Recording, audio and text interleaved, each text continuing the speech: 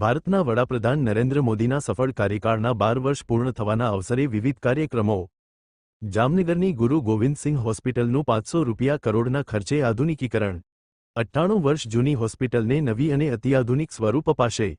હાલની 1800 બેડની ક્ષમતા વધીને 3000 બેડ કરવામાં આવશે। આઈસીયુ બેડની સંખ્યા 75મી વધારી 225 કરવામાં આવશે। પ્રોજેક્ટ અંતર્ગત 7મી 8 માળની અલગ અલગ બિલ્ડિંગોનું નિર્માણ થશે।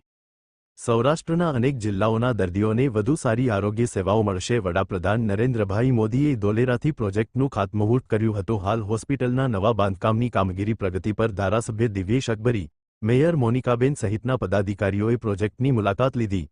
હોસ્પિટલના ડીન, સુપ્રિન્ટેન્ડન્ટ અને સ્ટાફ પણ મુલાકાત દરમિયાન ઉપસ્થિત રહ્યા। હોસ્પિટલ કામગીરી અંગે માહિતી મેળવી સમીક્ષા કરી। નવી હોસ્પિટલથી જામનગર આરોગ્ય ક્ષેત્રનું મહત્વનું કેન્દ્ર બનશે।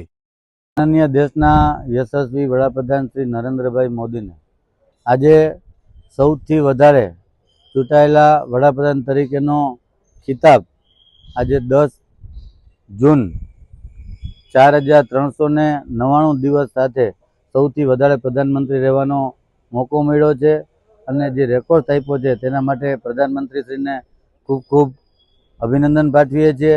સાથોસાથ પ્રધાનમંત્રીશ્રીએ છેલ્લા અવિરત 12 વર્ષ થયા સમગ્ર દેશની અંદર જે વિકાસ ગાથાને અવિરત ચાલુ રાખી છે તે માટે આજે અમે પણ જામનગર ગુરુ ગોવિંદસિંહ હોસ્પિટલ કે જે ગુજરાતની બીજા નંબરની અને સૌરાષ્ટ્રની સૌથી મોટી હોસ્પિટલ કે જે હાલે 1800 બેડ જેટલી હોસ્પિટલ છે અને જે 98 વર્ષ જૂની આ હોસ્પિટલ છે।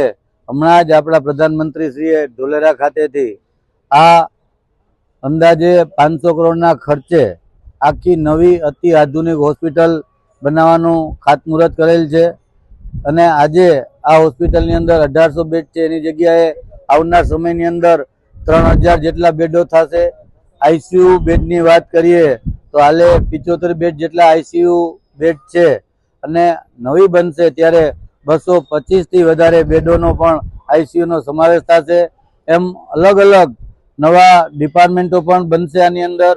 એટલે આ હોસ્પિટલનું આજે કામ ચાલુ છે એનો અમે હું ધારાસભ્ય તરીકે આપણા જામનગરના પ્રથમ નાગરિક mayor Shri મોનિકાબેન, deputy mayor Shri રાકેશભાઈ ડેર, સ્ટેન્ડિંગ કમિટીના ચેરમેન ધીરેનભાઈ મોનાણી, અમરભાઈ શાસક પક્ષના નેતા, દંડકશ્રી, આ જ હોસ્પિટલના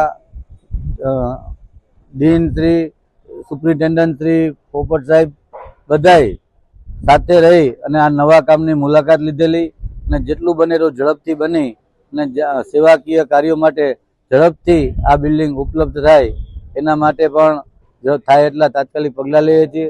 ફરીથી નરેન્દ્રભાઈએ જે 2047 સુધીમાં ભારત દેશને વિકસિત રાષ્ટ્ર બનાવવાની જે કલ્પના કરી છે એટલે ભગવાનને પ્રાર્થના કરીએ કે આપણા પ્રધાનમંત્રી શ્રી અવિરત ચાલુ રહો અને 2047 સુધી ભારત દેશને જે વિકસિત બનાવો એવી કલ્પના સાથે વિનવું છું। અસ્તુ ભારત માતા કી જય।